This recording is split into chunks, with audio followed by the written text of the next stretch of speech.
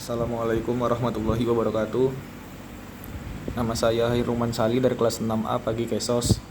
Di sini saya akan menyampaikan materi tentang studi ketergantungan baru, tanggapan terhadap kritik.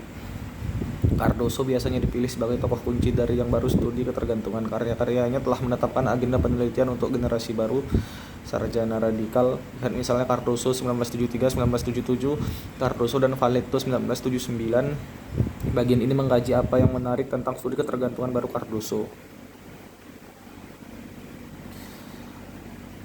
Cardoso, pembangunan tergantung terkait di Brasil. Pada tahun 1964, rezim populis Brasil digulingkan dan digantikan oleh rezim militer. Setelah tahun 1964 yang penuh semangat, banyak diskusi dalam literatur pembangunan berkisar pada sifat rezim militer baru. Bagaimana seharusnya titik balik dalam sejarah Amerika Latin ini ditafsirkan?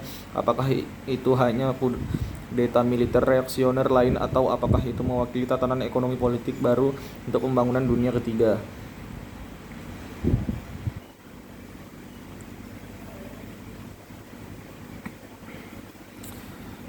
O'Donnell, Negara Birokrasi Otoritas di Amerika Latin. O'Donnell 1978 mencatat bahwa konsep ketergantungan menjelaskan begitu banyak sehingga menjadi tidak masuk akal untuk mempertanyakan bagaimana hal itu terkait dengan faktor-faktor yang dinamismenya jauh dari sekedar cerminan ketergantungan itu sendiri.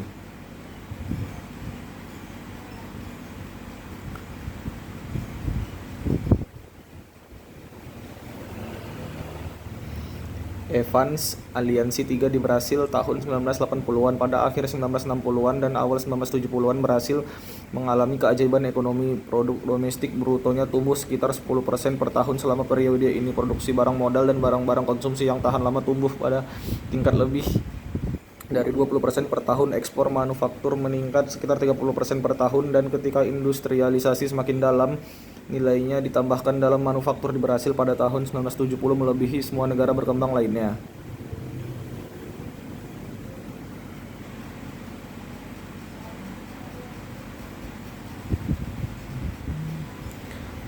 Gold, ketergantungan dinamis di Taiwan. Meskipun mengklaim mengikuti jalur studi Cardoso tentang pembangunan yang bergantung pada asosiasi, studi O'Donnell tentang keadaan BO, dan studi Evans tentang triple alliance, dan meskipun masih menggunakan istilah ketergantungan, studi Gold 1986 sebenarnya merupakan pengujian seberapa jauh seorang peneliti ketergantungan dapat pergi ke arah yang menekankan pembangunan dinamis tanpa meninggalkan asumsi dasar teori ketergantungan.